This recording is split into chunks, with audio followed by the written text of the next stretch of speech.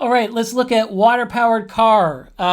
This says, it's going around the internet right now, it says Iranian scientists built a car that runs on nothing but water. The vehicle uses a process to split water into hydrogen and oxygen, then burns the hydrogen to power the engine and can travel over 900 kilometers on 60 liters. Now, let me show you the first thing here, because the first thing is kind of interesting. It shows a little bit of a difference between using AI to verify things and using search. So in search, you work on keywords, right? So if we take this claim and we just feed it back in, you'll notice we just get more viral stuff here. And some of this viral stuff will have like a little, a little note at the bottom that, hey, actually experts don't think this is possible. Although it's clearly like trading on like the viral, the viral video piece of it. Here's this guy. Yeah, he's going to put that water in the car and drive. I forget how many. I forget how many kilometers. 600 kilometers, something like that. Right, that it sometimes it loops you back to that. A lot of times it just loops you back, to just junk, right? So you get again, if you put on the search terms for viral nonsense and you take a whole bunch of them together, then the only place it's going to have those search terms in the world of search, is the viral nonsense, right? Unless there's like explicit fact checking that mentions it, you're just going to be looped back into the viral nonsense.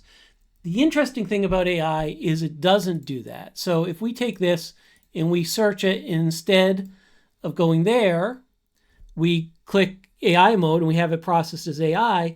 It doesn't use that as a bunch of keywords to feed us back into content. As a matter of fact, the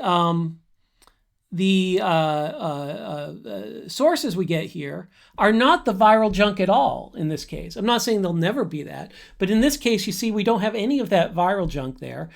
We've got stuff by the Australian Broadcasting Corporation talking about why water-powered engine theories aren't correct. Water-fueled car, a Wikipedia article on the idea of the water-fueled car.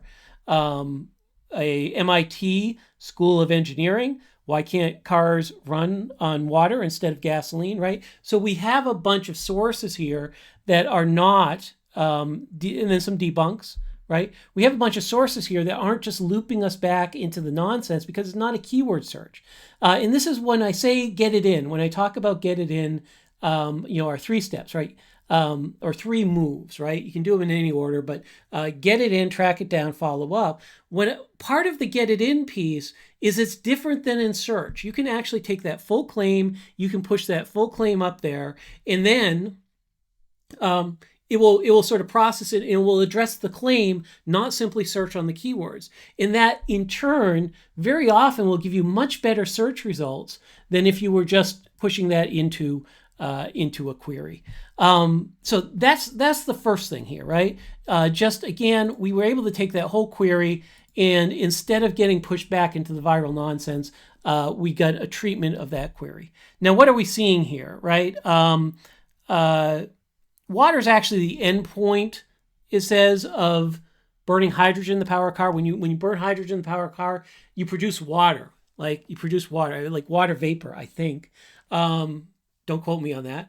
And so, like, if you were claiming that you could take water, make hydrogen out of it, burn the hydrogen, use the hydrogen to power the car, which would then make water, right? You're actually kind of talking about, I don't know if this is technically correct, but you're actually kind of talking about like a perpetual motion machine.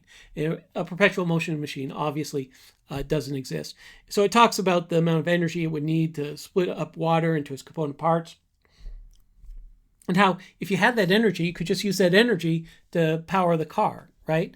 And then it gives us a history of this, right? A pattern of false claims. Stanley Meyer in the 1980s, like, honestly, my dad told me these stories of it.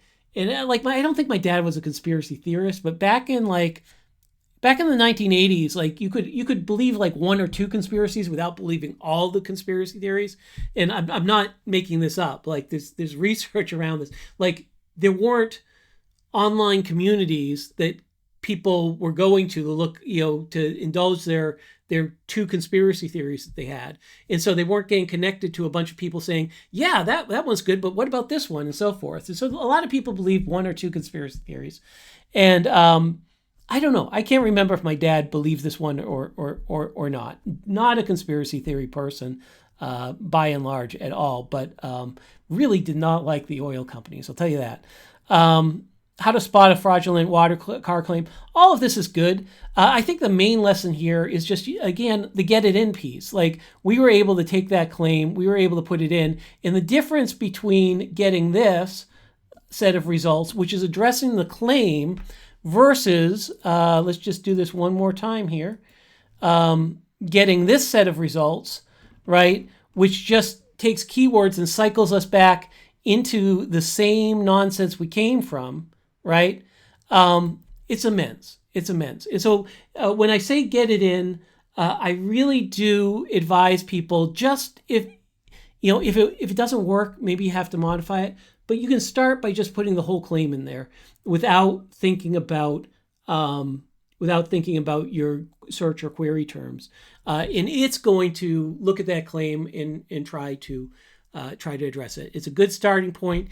It's a lot easier, especially with things like this, to just take that, put it in, and then let the AI figure out how to address it as a claim rather than simply search the keywords.